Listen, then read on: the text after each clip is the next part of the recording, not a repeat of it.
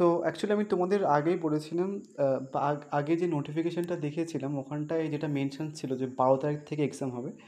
তো ওটা আমি একটা জিনিস বলেছিলাম যে ওটা ফেক বা রিয়েল আমি সেটা বলছি না, বাট অনেকে ফেক বলেছিল, আমাকে অনেকে কমেন্টও করেছিল।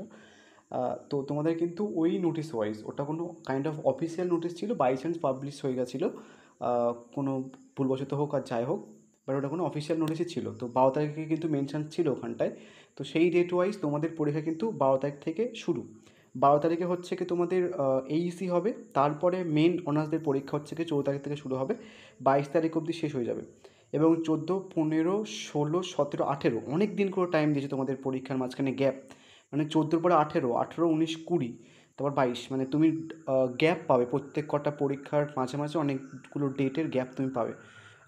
ব্যাপারটা প্রচণ্ড ডিফিকাল্ট, গ্যাপগুলো থাকাটা অনেকটা ঝামেলা বলতে গেলে আমার যতটুকু মনে হয়। পরীক্ষা যত তাড়াতাড়ি হয় তত ভালো। এবার হচ্ছে তোমাদের এমডিসিদের পরীক্ষার কথা বলি। এমডিসিতে হচ্ছে কি তোমার AC4 12 তারিখে সেম ডেটই হবে, এমডিসি আর অনার্সদের।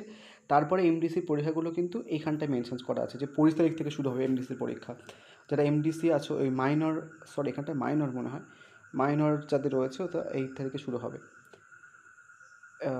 বাট এখানটায় কোর 5 অ্যান্ড কোর 6, এখানটায় মাইনর কি মেজর সিসি পেপারগুলো আছে এখানটায়, এটা দেখে নিও। অ্যান্ড সমস্ত কিন্তু তোমরা নোটিফিকেশানসগুলো হচ্ছে কি যে এখানটায় পেয়ে যাবে, ওই অফিসিয়াল ওয়েবসাইটে কিন্তু পেয়ে যাবে।